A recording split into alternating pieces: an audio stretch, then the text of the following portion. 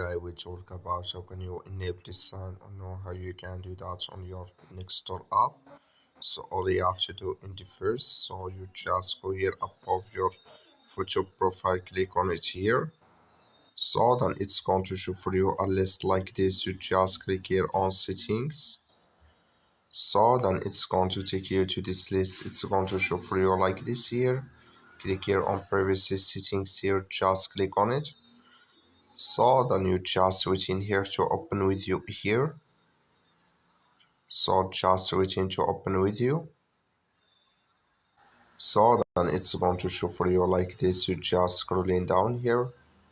So until you found here sync address for contacts, click in this sign. Like you see this color show for us, that means sync address for contacts enabled with us now. So that's all you have to do. Thank you for watching. Don't forget to support us by liking and subscribe.